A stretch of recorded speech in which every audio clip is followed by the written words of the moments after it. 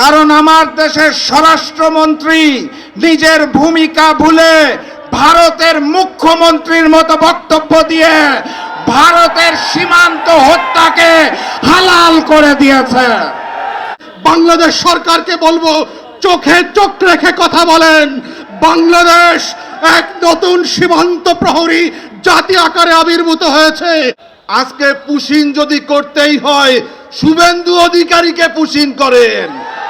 শুভেন্দু অধিকারী স্বঘোষিত বাংলাদেশী। প্রধানমন্ত্রীকে ভাবতে হবে, আপনার উপদেষ্টাকে ভারতে ঢুকতে দেয় নাই। আপনার লজ্জা হওয়া উচিত। সংসদে হিজাব নিয়ে কটাক্ষ করা হচ্ছে, পুশিন করা হচ্ছে, সীমান্তে হত্যা করা হচ্ছে। ভারত থেকে হাই কমিশনার প্রবেশ করে অখণ্ড ভারতের স্বপ্ন দেখছেন। বাংলার শাসকদের, দিল্লির শাসকদের পরাজিত করবার ইতিহাস আছে। শিক্ষা নিয়ে ব্যবস্থা নেন, আপনার ফরেন পলিসি চেঞ্জ করেন। আমরা firmly respectful to your territorial integrity. আমাদেরকে বাধ্য করবেন না দ্বিপাক্ষিক প্রতিবেশী সুলভ সেই সম্পর্ক থেকে একটা হস্টাইল রিলেশনশিপে আসতে, এবং এর পুরো দায় ভারতবর্ষের এবং দিল্লির সরকারের। বাংলাদেশ সরকারকে বলবো, চোখে চোখ রেখে কথা বলেন। বাংলাদেশ এক নতুন সীমান্ত প্রহরী জাতি আকারে আবির্ভূত হয়েছে। নত জানু পররাষ্ট্রনীতির কোনো প্রয়োজন আর পড়বে না। আসেন, আপনারা যতদিন সাহসীভাবে ভূমিকা রাখবেন, বাংলাদেশের প্রত্যেকটা নাগরিক 11 দল হোক আর 11 দলের বাইরে হোক, আমরা আপনাদের পাশে থাকব লাল সবুজের পতাকাকে পাহারা দেওয়ার জন্য। আপনারা ওসমান হাদির খুনি ফয়সালকে হাতে পেয়ে বাংলাদেশের কাছে হস্তান্তর করছেন না। সম্প্রতি আমাদের বিজিবি এবং ভারতের বিএসএফ এর মহাপরিচালক পর্যায়ে একটি বৈঠক অনুষ্ঠিত হয়েছে। বৈঠকের পর আমাদের বিজিবি সংবাদ মাধ্যমে যেই বিজ্ঞপ্তি দিয়েছে, সেখানে পুশিনের কথা বলা আছে, সীমান্ত হত্যার কথা বলা আছে। আলহামদুলিল্লাহ। তারপরে লক্ষ্য করলাম বিজিবি বিএসএফ এর যেই যৌথ বিবৃতি, সেখানে পুশিন নামক কোনো শব্দ নাই। অতীতের বিবৃতিগুলোতে সীমান্ত হত্যা উল্লেখ থাকলেও এবারের যৌথ বিবৃতিতে হত্যা শব্দটি কেটে সীমান্তে হত্যার জায়গায় সীমান্তে মৃত্যু বলা হয়েছে। আমি তাদেরকে দোষ দিতে পারি না, কারণ আমার দেশের স্বরাষ্ট্রমন্ত্রী নিজের ভূমিকা ভুলে ভারতের মুখ্যমন্ত্রীর মতো বক্তব্য দিয়ে ভারতের সীমান্ত হত্যাকে হালাল করে দিয়েছে। সংগ্রামী সাথী এবং বন্ধুগণ, আজকের যে প্রধান অতিথি এখানে বসা, তার এলাকা খুলনায় মসজিদে ঢুকে গুলি করা হয়েছে। গাইবান্ধাতে বড় বড় মূর্তি তৈরি করা হচ্ছে, মন্দির তৈরি করা হচ্ছে। অর্থায়ন করছেন নাকি একজন এসির মিস্ত্রি। এগুলো কোনো বিচ্ছিন্ন ঘটনা নয়। সংসদে হিজাব নিয়ে কটাক্ষ করা হচ্ছে, পুশিন করা হচ্ছে, সীমান্তে হত্যা করা হচ্ছে। ভারত থেকে হাই কমিশনার প্রবেশ করে অখণ্ড ভারতের স্বপ্ন দেখছেন। বিচ্ছিন্ন ঘটনা নয়। আমার দেশের সরকার নতজানু পররাষ্ট্রনীতি গ্রহণ করেছে বলে তারা নতুন করে সুযোগ নিচ্ছেন। নির্বাচনের পূর্বে বিএনপি বলেছিল মদিনা সনদে দেশ চালাবে, মনে আছে? ক্ষমতায় এসে মদিনার নাকে কেটে মদিনার জায়গায় মোদি সনদে তারা দেশ চালাতে চায়। বাংলার মাটিতে মোদি সনদে দেশ চলবে না, আধিপত্যবাদ চলবে না, হিন্দুত্ববাদী আগ্রাসন চলবে না। প্রকৃত স্বাধীনতা এবং সার্বভৌমত্ব অর্জনের আগ পর্যন্ত আমাদের লড়াই সংগ্রাম চলছে এবং চলবে ইনশাআল্লাহ। দেখা হবে বিজয়ে। বিজয়ের পথে যাত্রা শুরু, জীবন অথবা মৃত্যু। আসসালামু আলাইকুম। 4 মাসের শিশু সরকারের বিরুদ্ধে কথা বলার জন্য শাহবাগে আসার কথা ছিল না। শাহবাগে তো আমরা এসেছিলাম ফ্যাসিস্ট হাসিনাকে ক্ষমতাচ্যুত করার জন্য। মনে রাখবেন, শাহবাগে যখন কোনো জমায়েত শুরু হয়ে যায়, এটাকে প্রতিহত করার কোনো শক্তি থাকে না। যারা দিল্লিতে গিয়ে আমাদের দেশের দুষ্কৃতিকারীরা আশ্রয় নিয়েছে, তাদেরকে আমাদের দেশে পাঠান। আপনার দেশের নাগরিকদেরকে বাংলাদেশে পুশব্যাক করবেন না। শেখ হাসিনা এবং তার মন্ত্রী পরিষদের অনেক সদস্যবৃন্দ, যাদেরকে আপনারা অন্যায়ভাবে একটি স্বাধীন দেশের অপরাধীরা, যাদেরকে এই দেশের জনগণ চায় না, জনগণ তাদের বিচার করার জন্য আপনারা সহযোগিতা করছেন না। আপনার দেশে বাংলাদেশের প্রধানমন্ত্রীর উপদেষ্টা, সে আপনার দেশে অবতরণ করে আবার সেখান থেকে ফেরত আসতে হয়। প্রধানমন্ত্রীকে ভাবতে হবে, আপনার উপদেষ্টাকে ভারতে ঢুকতে দেয় নাই। আপনার লজ্জা হওয়া উচিত। বিএনপির পুঁজি, শেখ হাসিনার বিএনপির পুঁজি ছিল খালেদা জিয়া এবং জিয়াউর রহমান, তাদের দেশপ্রেম পুঁজি ছিল, এবং আপনাদের পুঁজি ছিল বিসমিল্লাহির রহমানির রহিম। আশা করি নিজেদের পুঁজি হারা হবেন না।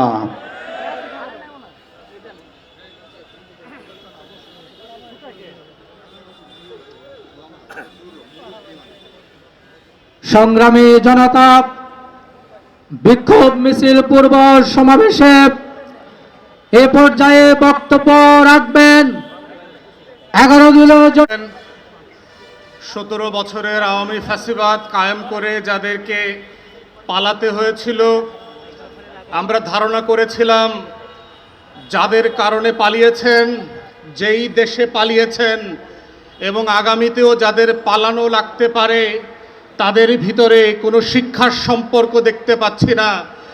দেখতে পাচ্ছি একই ভুল বারবার করে, একই গর্তে বারবার পড়বার যে ঐতিহাসিক ধারা বিবরণী, সেই বাস্তবতা আবার নতুন সরকারের আমলে আমরা খুঁজে পাচ্ছি।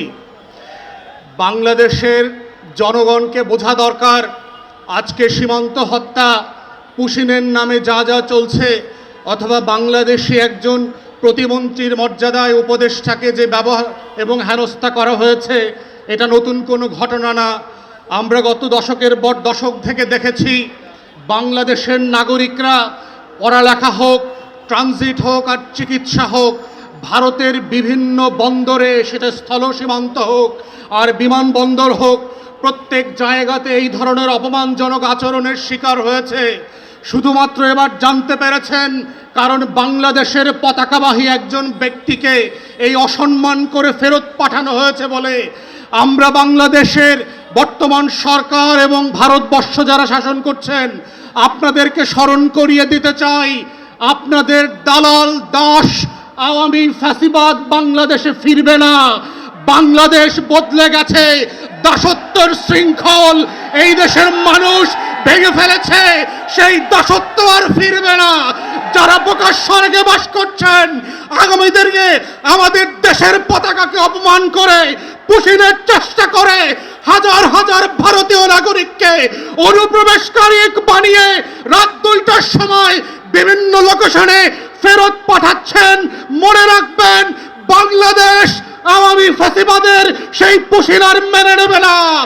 সীমান্ত হত্যার নামে যা শুরু করেছেন, এই সীমান্ত হত্যা যদি বন্ধ না করেন, বিজিবির সদস্যদের আচরণ থেকে যদি না শেখেন, সীমান্তবর্তী বাংলাদেশি নাগরিকদের অ্যাটিটিউড থেকে যদি না শেখেন, তাহলে বোকার স্বর্গে বাস করছেন।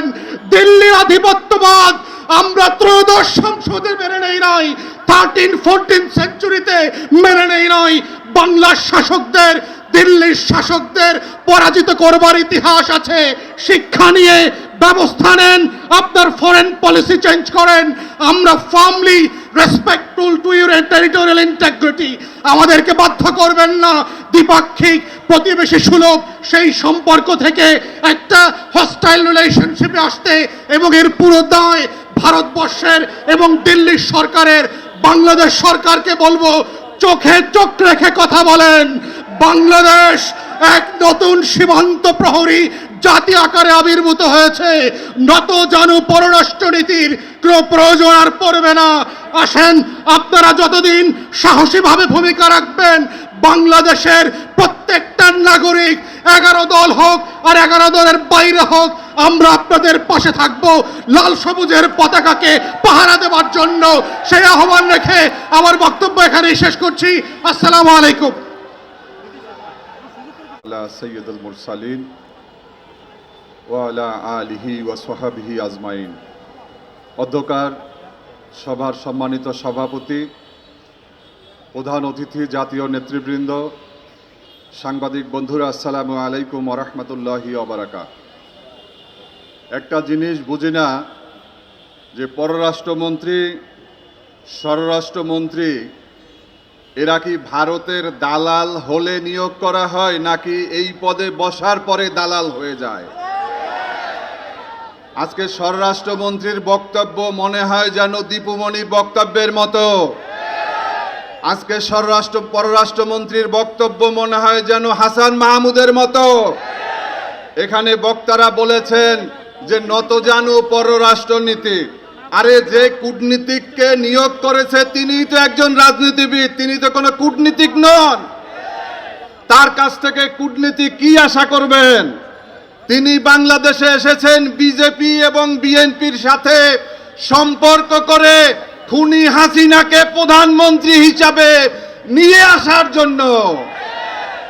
তাদেরকে বলতে চাই, বাঘের লেজ দিয়ে কান চুলকাবেন না। এই দেশ শেরে বাংলার দেশ, এই দেশ শাহজালালের দেশ। এই দেশে হিন্দুত্ববাদী আগ্রাসন আমরা মেনে নেব না। আপনারা মুখে বলবেন ভারতের বন্ধুর কথা, আর সীমান্তে দেবেন কাঁটাতারের বেড়া এবং বিষাক্ত কুমির ছেড়ে দিবেন, সাপ ছেড়ে দিবেন। তা তো হতে পারে না বন্ধুরা আমার। আজকে পুশিন যদি করতেই হয়, শুভেন্দু অধিকারীকে পুশিন করেন। শুভেন্দু অধিকারী স্বঘোষিত বাংলাদেশী। পুশিন যদি করতে হয় হাসিনাকে করেন।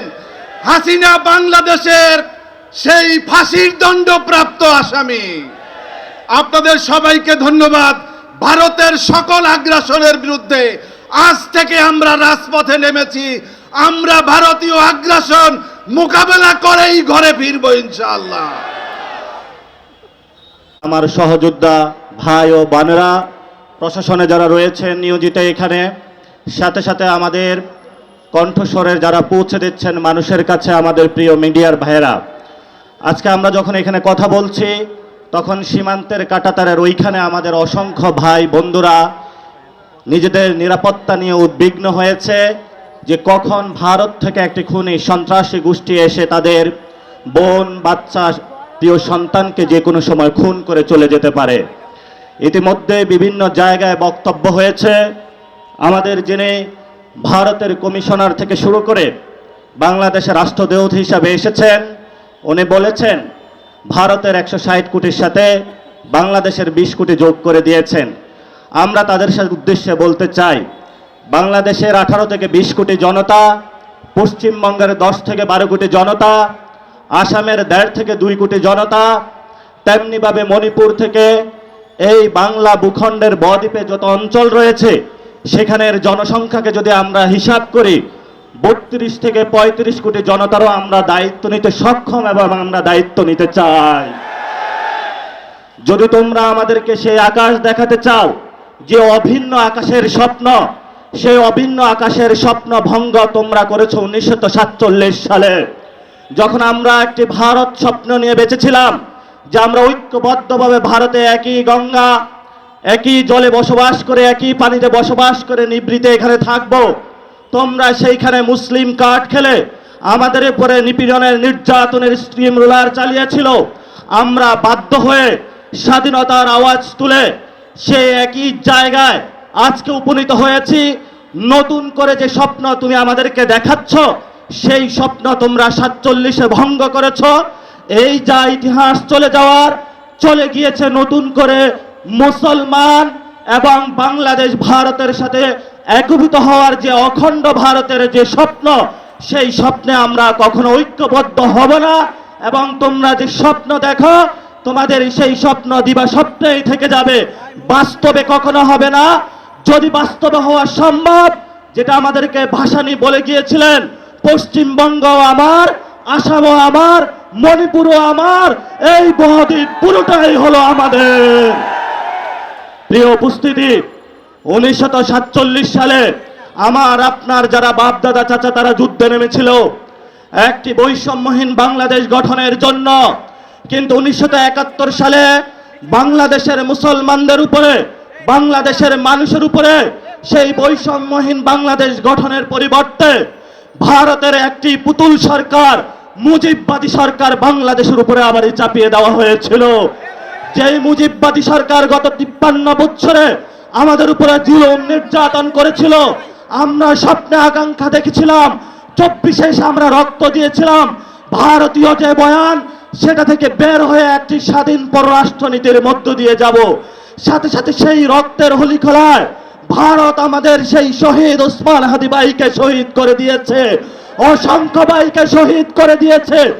নতুন করে যখন আমরা স্বপ্ন দেখেছিলাম মুজিববাদী বয়ান থেকে বের হয়ে বাংলাদেশের একটি স্বপ্ন নিয়ে ইসলাম এবং সার্বভৌমত্বের আহ্বান নিয়ে আমরা সামনে এগিয়ে যাব, তখনই আমরা দেখতে পেলাম যার বাপ বলেছিল উই রিবল, তারই সন্তান মুজিববাদের পথ ধরে মোদির কাছে আবার নজরানা দেওয়ার চেষ্টা করতেছে।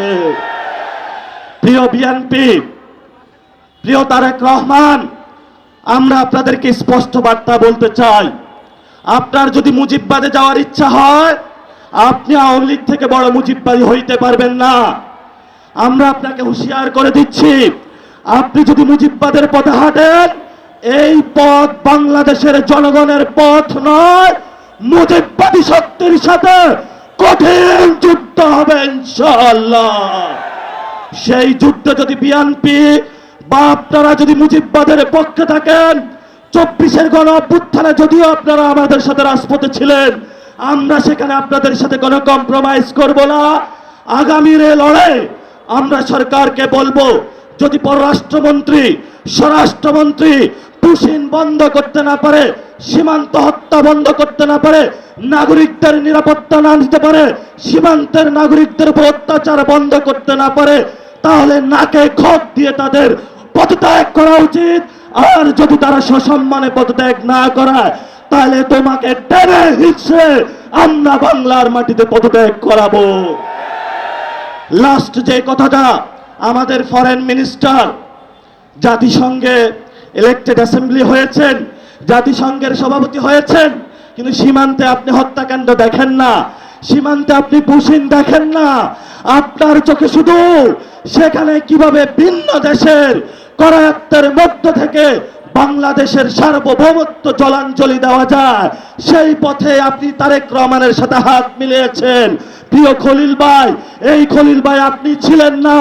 যদি আপনি মুজিববাদের পথে হাঁটেন, আমরা আপনাকে শায়েস্তা করার জন্য প্রস্তুত আছি। তখন কোন খলিল ভাই আমরা চিনব না, সালাউদ্দিন ভাই আপনাকেও আমরা চিনব না। প্রস্তুত হন। আমরা ছিলাম রাজু ভাস্কর্যে, শাহবাগে এসেছি, ভবিষ্যতে পুরো বাংলাদেশ একসাথে জেগে উঠবে সার্বভৌমত্ব এবং ইসলাম রক্ষার আন্দোলনে। সবাই প্রস্তুত হন, সময় শুরু হয়েছে। তাগুতের তখ্তে তাগুত পতন হবে, মোদির পুতুল সরকার বাংলাদেশে পতন হবে, শিলংয়ের সেই ঘেটুপুত্র সালাউদ্দিনের পতন হবে, আমেরিকার পুতুল পুত্র সেই ফরেন মিনিস্টার খলিলের পতন হবে। এদের পরে যারা মুজিববাদের নব্যদূষর, তাদেরও বাংলাদেশে পতন হবে ইনশাআল্লাহ। সবাইকে আহ্বান জানিয়ে সময় বেশি নেওয়ার জন্য দুঃখ প্রকাশ করে আমার বক্তব্য শেষ করছি। আসসালামু আলাইকুম ওয়া রাহমাতুল্লাহ। 11 দলীয় ঐক্যের ডাকে আজকে অনেক আন্দোলন সংগ্রাম, অনেক রক্তের স্মৃতি, আমাদের শহীদ ওসমানের স্মৃতি বিজড়িত এই শাহবাগ চত্বরে 11 দলীয় ঐক্যের ডাকে ভারতীয় আগ্রাসনের বিরুদ্ধে এই সমাবেশ এবং মিছিল পূর্ব আজকের এই অনুষ্ঠানের সংগ্রামী সভাপতি, মঞ্চ উপবিষ্ট জাতীয় নেতৃবৃন্দ, আমার প্রিয় দেশবাসী ভাই ও বন্ধুগণ এবং গণমাধ্যম কর্মী এবং সাংবাদিক বন্ধুগণ, কিছুক্ষণের মধ্যেই আমরা মিছিল নিয়ে যাত্রা শুরু করব। আমাদের জাতীয় নেতৃবৃন্দ পরিষ্কার যে বক্তব্য দিয়েছেন, আজকের এই সমাবেশ থেকে আমরা সেই বার্তাই দিতে চাই, ভারত আমাদের বিরাট প্রতিবেশী রাষ্ট্র, আমাদের বাংলাদেশের চতুর্দিকে প্রায় 4000 কিলোমিটার বেষ্টিত সীমানা, প্রায় 32টি বাংলাদেশের জেলার সীমান্তে ভারত অবস্থিত। বরাবরই কাঁটাতারের বেড়ায় পুশিন, হত্যা, বর্ডার কিলিং, আমাদের পানি সমস্যা নিয়ে আমাদের প্রতি আপনারা আগ্রাসী আচরণ করেছেন সব সময়ে। কিন্তু এবার দেখতে পাচ্ছি পশ্চিমবঙ্গে বিজেপির শুভেন্দু অধিকারী মুখ্যমন্ত্রী হওয়ার পর নতুন করে আগ্রাসী ভূমিকায় অবতীর্ণ হয়েছেন। আমরা বলতে চাই, ভারতের যে সীমানা, ভারতের স্বাধীনতা, ভারতের সার্বভৌমত্ব, ভারতের অখণ্ডতার প্রতি আমরা শ্রদ্ধাশীল, কিন্তু আপনারা আমাদের অখণ্ডতার প্রতি সম্মান দেখাতে পারেননি। পশ্চিমবঙ্গের নির্বাচনের পর শুভেন্দু অধিকারী যখন মুখ্যমন্ত্রী হলেন, কি আশ্চর্য ব্যাপার, একটি দেশের মুখ্যমন্ত্রী হয়ে তিনি বললেন শেখ হাসিনা শাহজালাল বিমানবন্দরে অবতরণ করবে, উনি 2 মিনিটে বাংলাদেশ দখল করবেন। এতে বোঝা যায় আপনারা আমাদের অখণ্ডতার প্রতি শ্রদ্ধাশীল নন। আমরা জানি আপনারা সেই আধিপত্যবাদী একটি দেশ, যে দেশে ফ্যাসিস্ট, বিতাড়িত, পতিত, পলাতক, খুনি, অপরাধী শেখ হাসিনাকে আপনারা আশ্রয় দিয়েছেন। আপনারা ওসমান হাদির খুনি ফয়সালকে হাতে পেয়ে বাংলাদেশের কাছে হস্তান্তর করছেন না। প্রতিদিন আপনারা পুশিন করছেন। গত বছর প্রায় 2500-এর মতো পুশিন হয়েছেন। শুভেন্দু অধিকারী ক্ষমতায় এসে তিনি নিজেই বলেছেন প্রায় 4500 ব্যক্তিকে নাগরিকত্ব যাচাই বাছাইয়ের প্রক্রিয়ায় তারা পুশিন করেছে। আমরা জানতে পেরেছি গোটা ভারতে প্রায় 90 লক্ষ মানুষকে নাগরিকত্ব আর যাচাই বাছাইয়ের অজুহাত তুলে তালিকাভুক্ত করে পুশিনের আওতায় আনা হয়েছে। সীমান্তে শেল্টার রেখে সেখানে তাদেরকে আটক রাখা হচ্ছে, নির্যাতিত করা হচ্ছে।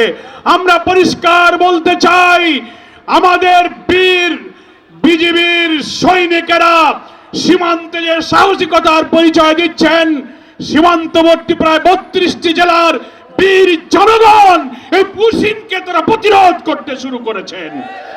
আপনাদের মনে রাখতে হবে, রৌমারী সীমান্তে, সেই বড়াইবাড়ি সীমান্তে বিডিআর এর সাথে বিএসএফ এর নির্লজ্জ পরাজয়ের ইতিহাস আপনাদেরকে স্মরণ করতে হবে। আমাদের সীমান্তের লুঙ্গি পরা কৃষকরাই আপনাদের এই পুশিন প্রতিরোধ করার জন্য যথেষ্ট। তাই আজকে 11 দল যারা আমরা আমাদের অখণ্ডতা, আমাদের স্বাধীনতার লাল সবুজ পতাকাকে সমুন্নত রাখতে বদ্ধপরিকর, আওয়ামী ফ্যাসিবাদকে বিদায়ের পর ক্ষমতাসীন বিএনপি সরকার জনগণের কাছে দেওয়া প্রতিশ্রুতি বিশ্বাস ভঙ্গ করে আবার সেই ফ্যাসিবাদের পথে যাত্রা শুরু করার প্রেক্ষাপটে আমরা 11 দলীয় ঐক্য বাংলাদেশে জনগণের আকাঙ্ক্ষা পূরণের জন্য আবার আমরা আন্দোলন শুরু করেছি।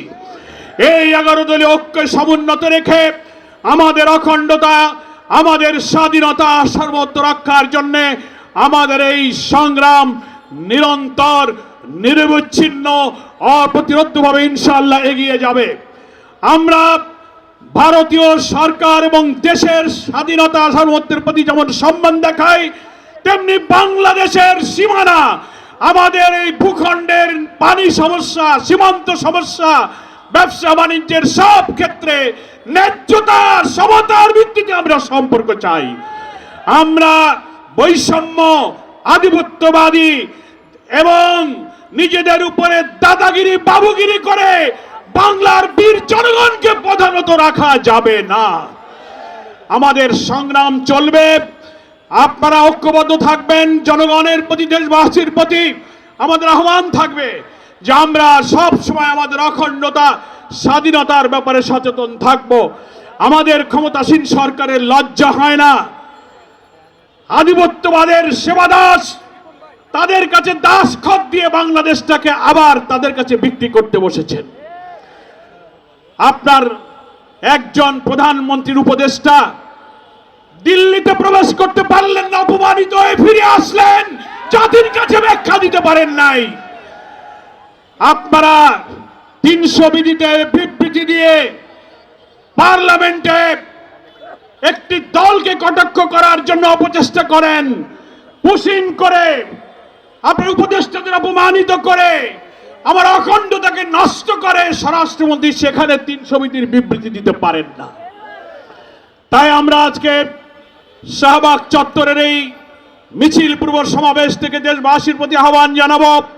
বিশেষ করে সীমান্তবর্তী 32টি জেলার বীর জনগণকে ধন্যবাদ জানাবো।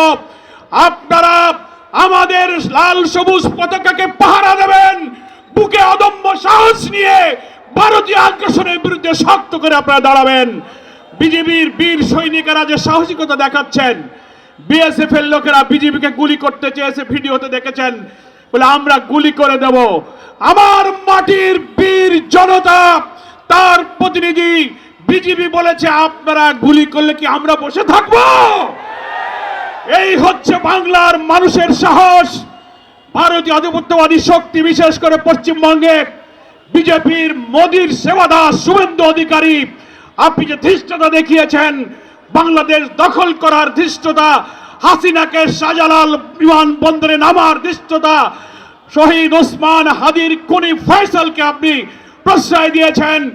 আমরা শহীদ ওসমান হাদির এই চত্বর থেকে ওসমান হাদির খুনিদের বিচার চাই এবং তার এই আটক হত্যাকারীকে বাংলাদেশের আদালতের কাছে সোপর্দ করুন। আজকের মিছিলে সুশৃঙ্খলভাবে 11 দলীয় নেতাদের নেতৃত্বে